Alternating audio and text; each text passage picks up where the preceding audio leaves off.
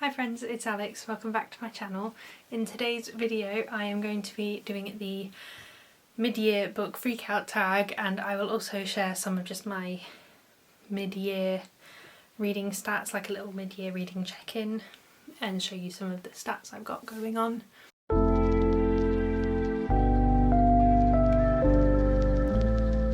But I will start with the mid-year book Freakout tag. So the first question is best book you've read so far in 2024, and for that one I went with To Be Taught If Fortunate by Becky Chambers. I adored this book. It made me cry, it made me happy, it was everything I wanted. It's very sciencey and like space exploration, and I just loved everything about this. I really loved Becky Chambers' writing. It was just exactly what I love from sci-fi. I'm so glad that I finally picked this book up. The next question is best sequel you've read so far in 2024, and for that one I picked For They Hanged by Joe Abercrombie, which is the sequel to The Blade itself, the first book in the First Law trilogy. This is the second book.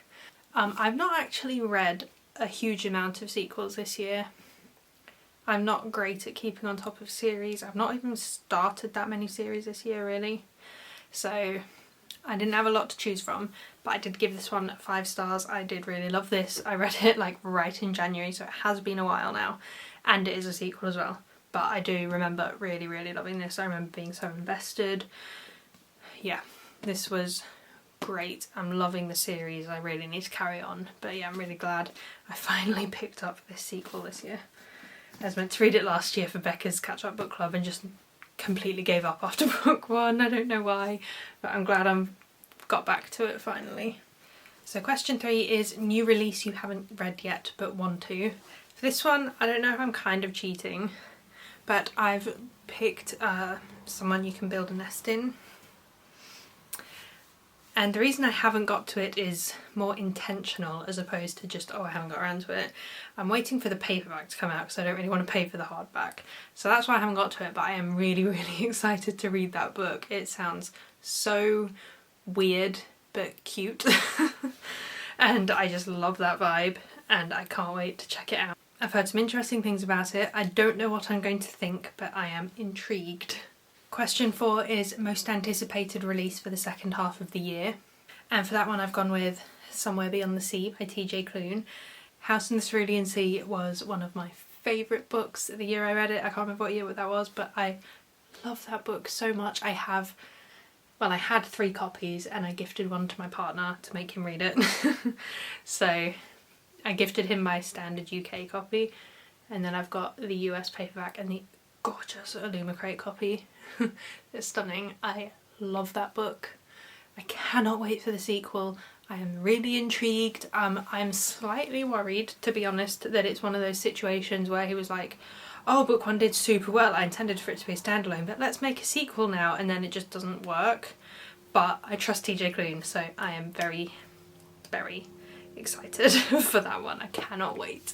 Question 5 is biggest disappointment, and I had a look in my unhaul stacks and I couldn't see it, so I think it might have already left. But I've gone with The Yearbook by Holly Bourne. This one is mainly a disappointment to me because I used to really love Holly Bourne books. But it's not necessarily a surprise to me because I'm just growing out of that genre. YA contemporary is just not for me anymore. So like, yeah, it's a bummer. I used to love her books and now I'm not loving it as much. I think I ended up giving The Yearbook 2 stars. It just really wasn't for me. But part of that is just that I've grown out of it. It's not really aimed at me. I'm 27, nearly 28. Oh my god, I'm nearly 28. Sorry, it's like a month and a half. Anyway. Like, I know it's not aimed at me, and I'm sure the book is really good for people it's aimed at and for people who need it, but yeah, it's just a bit of a disappointment because I used to love Holly Bourne so much, but it's not necessarily a surprise, if that makes sense. The next one is a surprise because the question is biggest surprise. I have gone with Divine Rivals by Rebecca Ross. Now, for this one, the surprise is in the fact that I didn't dislike it. That does not mean I loved it though. I enjoyed this book a lot more than I was expecting. I listened to the audiobook and the narrator was excellent. and I did get more invested than I was expecting, but it still isn't like a favourite of mine. It is on my on haul pile. I gave it 3 stars and I just don't feel the need to keep it on my shelves, but I am actually glad that I checked it out. I'm glad I gave it a go. I did end up enjoying it more than I was expecting, and to be honest, I am intending to listen to the second book on audio. I'm just not intending to purchase myself a physical copy. I think I have it saved on Everend. But yeah, this was my biggest surprise because I just wasn't expecting to enjoy it at all, and I did a little bit. Question 7 is favourite new author, and it can either be a debut author or just a new to you author, and for this one I'm re-mentioning someone, and that is Becky Chambers. I've only read that one book by her, To Be Taught With Fortunate. I have 3 others on my TBR. I have The Long Way to a Small Angry Planet, A Closed and Common Orbit, and Psalm for the Wild Built. And I've not read any of them, but just how much I loved the writing in To Be Taught With Fortunate makes me think that I'm just going to love all of her books, to be quite honest. So yeah, I'm putting her on my new favourite author. She is new to me, not debut though. Question 8 is book that made you cry, and the book I've picked for this one, the only reason that it didn't go on the first question of favourite book of the year so far is because I needed it for this question and I didn't want to mention it twice. Oh my god, I'm being attacked by books! But yeah, it's kind of on a level with To Be Taught With Fortunate, and it's another sci-fi. I'm really finding my sci-fi niche, I don't know, this year. I'm really getting into my sci-fi. Anyway, the book is The World Gives Way by Marissa Levian. This made me cry so much, and I loved it. I had an amazing time having my heart ripped out by this book. It's one of those books where you know how it's going to end right from the very first page because of the premise of the book, but it's not about what happens in the end, it's about the journey to get there. And like, wow, this was so beautifully written. It just completely tugged at my heartstrings. It was so emotional, and I think,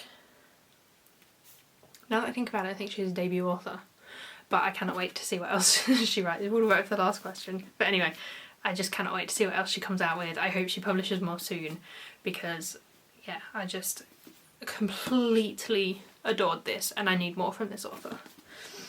And it made me cry so much. I love crying in books. Yeah, the next question is book that made you happy, and that was the book that just attacked me, and it's Cat Plus Gamer, Volume 1 by Wataru Nadatani, I think. And this is a manga about a woman who is a gamer and she adopts a little kitten and she has no idea how to look after a cat, and so then she's like, I know, I will treat this as like a gaming quest. And it's just so cute, and I love cats, and it just made me so happy. My little cat loving heart was just having a great time. I need to get my hands on more volumes. I don't buy manga often because it's so expensive, but I need to buy them because that was just the stinking cutest thing I've read so far this year. Question 10 is most beautiful book you've bought so far this year, and for that one I have gone with The Spear Cuts Through Water. I'm obsessed with this cover. I've heard really good things about this book. I'm really keen to check it out. This one could also apply to the next question. But yeah, I adore this cover. It is a large part of why I picked it up. And then the last question is, what books do you need to read by the end of the year? So like I say, this one could definitely apply. I really want to check it out. I just can't wait to check it out. It sounds so good. But I have picked 4 other books for reasons. So first of all, I picked The Well of Ascension and Hero of Ages, and I feel like I need to get to these by the end of the year because I read book 1 probably about 4 or 5 years ago at this point, and I still haven't carried on with the series. I really enjoyed book 1. I've also read Elantris by Brandon Sanderson and I loved that, so I don't know what is stopping me from picking these 2 up. At this point, I think the thing that's stopping me is just how long it's been since I read book 1.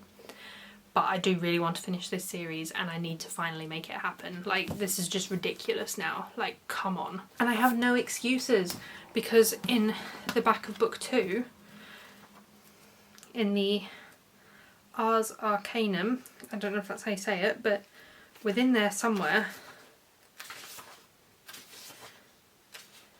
is a summary of book 1. You probably can't see that, but it says summary of book 1.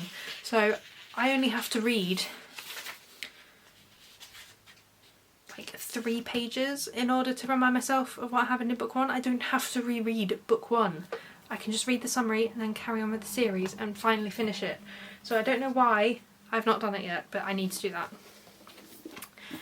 In a similar vein, I've also picked out Invictus by Ryan Gordon. I think that's how you say it. I cannot remember when I picked this book up, but I remember it was a very long time ago. It was back when it was super popular on BookTube and everyone was talking about it, and I still haven't read it, and I need to. And it's getting to the point now where if I don't read it soon, I'm probably just never going to read it and just end up unhauling it. So I feel like maybe if I don't read it this year, it's a sign I should just get rid of it. The thing that makes me hold on to it is what it's about. From what I understand, it's like Titanic in space. That's what I've heard. And that intrigues me. And then I thought I would just chuck on The Romantic Agenda as a book I want to read this year. I have had this maybe a year or 2 by now, and I loved Claire Kahn's Let's Talk About Love. It was very, I don't know, very personal to me at the time when I read it, and so I am keen to check this one out. I really like the sound of this one because the main character is asexual, but she's still interested in romantic relationships. And I feel like a lot of books with asexual main characters are also like their ace arrow, which is obviously valid as well, but I just really like the representation of someone who's ace but not arrow. And so I've been keen to check this one out for that reason. And I will hopefully get to this one because Jez and I are going to Lisbon in August, and this is the book I'm planning on taking with me as a little like holiday read to make myself finally read it, which sounds good because in this book they go on holiday. I feel like it's very fitting. But those are all the questions for the mid-year book Freakout tag. And now I guess I'm going to look at just a few reading stats of my reading so far this year. I have made myself a spreadsheet. Over the years I've used other people's spreadsheets that they've made available for free online for people to use, and then I think it was the end of 2022 I used kind of different inspiration from different spreadsheets, and I made my own spreadsheet, and I used that last year and I'm using it this year. So it kind of tracks more what I want, what I'm interested in tracking of my reading. So I will tell you some stats from that. Okay, so I have read 32 books total so far this year, and 19 of those books were written by authors that I'd never read from before, so they were new to me authors, which is one of the things I was interested in tracking. So I have read a total of 11,174 pages. And then one of the other things I like to track is how many books over 500 pages I've read, and so far this year I have read 4. A large majority of the books I've read so far this year have been published between 2020 and 2023. I don't know why that is. I think that is quite a common pattern for me. Generally, the books I read in a year are books that were published in the last few years. And so far this year I've not read a single book published in 2024, which again, I think is quite common. I'm getting to quite a few 2023 releases this year, so I imagine next year I will get to all the 2024 releases. I don't seem to get to them within the year a lot. And I think part of that is because I do like to wait for the paperback to come out, and sometimes they come out within the same year as the hardback and sometimes they don't. So it kind of just depends on that. But yeah, so far I've read no books that have come out this year. Again, vast majority of the books I've read have been adult books. I have read a few young adult books and no middle grade. Yeah, that is a trend I've been seeing lately, last couple of years. I get more and more into adult books and just move further and further away from YA, and middle grade I've just not been that into for quite a while now. There's the occasional one, but it's just not for me, to be honest. Okay, and now I'll put like my graph here of different genres that I've read. I might, let me shuffle over so I can make it big so you can read it properly. Different genres I have read. I am surprised by the amount of sci-fi that is represented here. Usually fantasy is my biggest pie chunk. It is currently my second biggest pie chunk, but yeah, it's usually the biggest, so I am really picking up on those sci-fis, which is something I've been wanting to do, is get more into sci-fi, so I'm really happy about that.